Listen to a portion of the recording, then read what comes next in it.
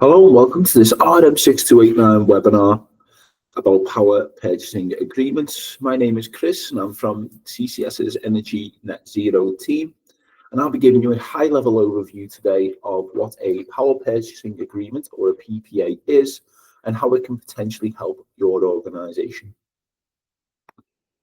So first of all, I'd like to introduce the rest of the Energy Net Zero team. You've got Phil Harper, who's our commercial lead, Richard Hemming, who's our commercial agreement manager, and myself and Lucy, who are category specialists. So what is a PPA? So a power purchasing agreement is a long-term contract between a customer and a supplier. And I put generator in brackets there, and that'll make more sense why I've tried to differentiate supplier and generator when I go into a little bit more detail. High level, a PPA allows for the purchase of agreed volumes of renewable energy directly from renewable assets for a fixed period of time. Most PPAs are renewable energy, not all of them are.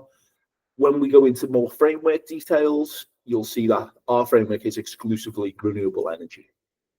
The length of the PPA is on average around 15 years. This renewable energy may come from various sources, such as onshore and offshore wind turbines and solar PV farms. So how can CCS help you with this? So we've created our own agreement, RM6289, which allows for this provision.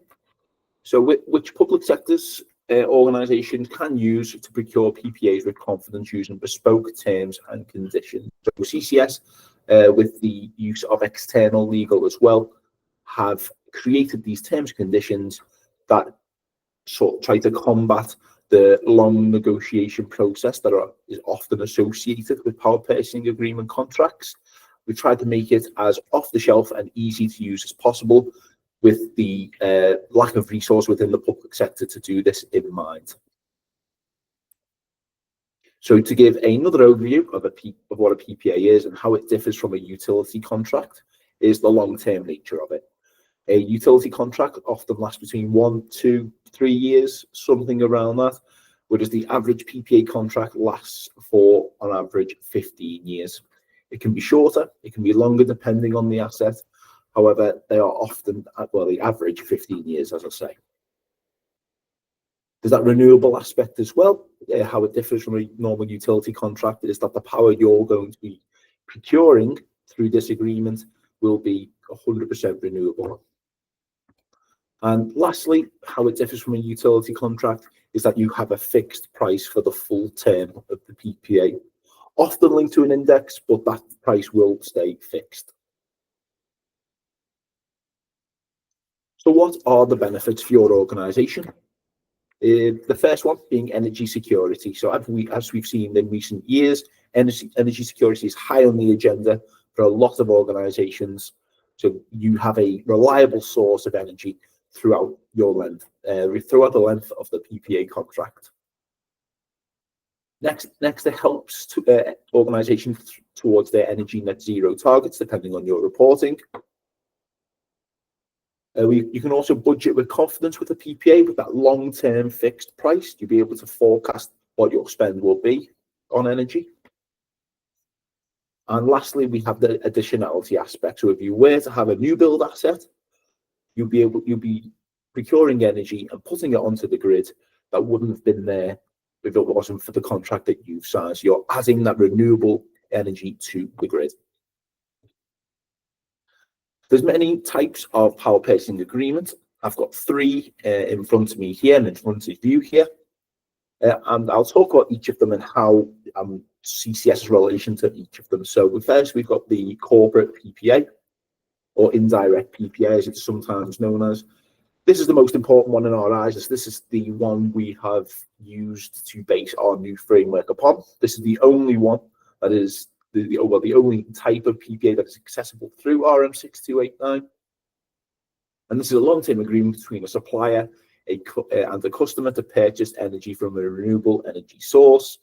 And the energy will be sleeved by a licensed energy provider. So as you can see back from this diagram here, there's 3 parties involved, And that's just going back to what I was saying earlier about the differentiation between the generator and the supplier, because in a corporate PPA, you also have that sleeving supplier in there, and it's not to confuse the two. I'll go into each of the roles in a little bit more detail in a moment.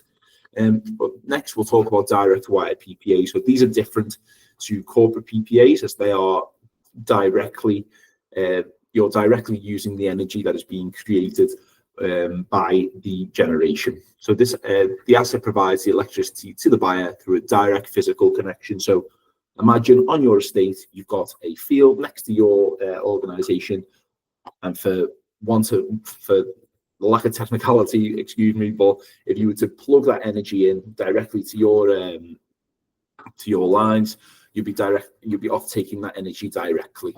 So there's no need for a sleeving supplier to put it onto the national grid. And lastly, we've got virtual or synthetic or financial PPAs. So these allow for access to renewable electricity through a financial arrangement only. So each of these types of PPA, so corporate, that's going to be involved in our current framework. We are looking to incorporate direct wire within a future iteration of the framework, but for now they are not in scope of our RRM 6289. And we're not looking at virtual or synthetic PPAs at all at the moment. So how does a corporate PPA work? So here you've got the generator, the sleeving supplier, and the customer. So there's a PPA contract signed between the customer and a generator within a corporate PPA, and that is for the offtake of energy. And also there'll be a contract between the sleeving supplier and the customer. This could be your current utility supplier, and that is for the management of that offtake as well.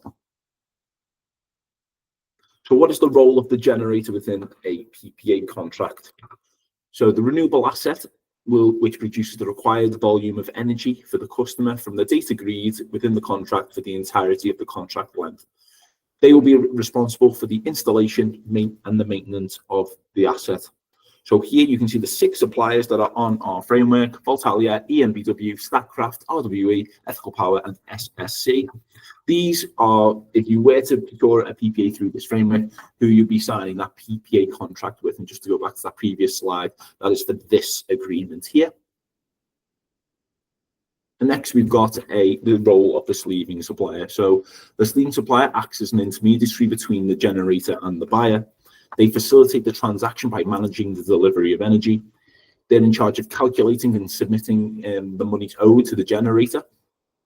And they ensure the terms of the PPA are met. And again, that is this agreement that is being made here. And lastly, we've got the customer, the third party, and most important party to a PPA, the organisation procuring the energy. So you, as a customer, you would have to set your terms during the call-off process, whether you'd like a new build asset or an existing asset, the social value provisions, and the particular volume you need. You'd have to pay your sleeving supplier the cost of energy, the sleeving fee, and the levy, all of which will be bundled, and send monthly data to the sleeving supplier denoting the metered output of the generator. So when you put all of these different aspects together, what do you get? You get a corporate PPA. So here you can see the generator is producing energy, which is sleeved by the sleeving supplier onto the national grid, and the customers are able to report that energy as their own. In return, customers will pay the sleeving fee to the sleeving supplier and the price for the PPA to the generator, and also will receive REGOs from the generator as well. So that is a high-level overview of how a corporate PPA works. We're going to go into more framework-specific things in a later webinar, where we'll talk more in depth about how this will actually work for your organisation. But this is just a general overview for someone completely new to the concept of a PPA. Thank you for your time for watching. I hope you found it useful, and hopefully we'll be hearing from you soon regarding PPAs. And if you do have any questions, you can contact info@crowncommercial.gov.uk. But stay tuned, and there'll be more information that we'll be putting out shortly. Thank you very much.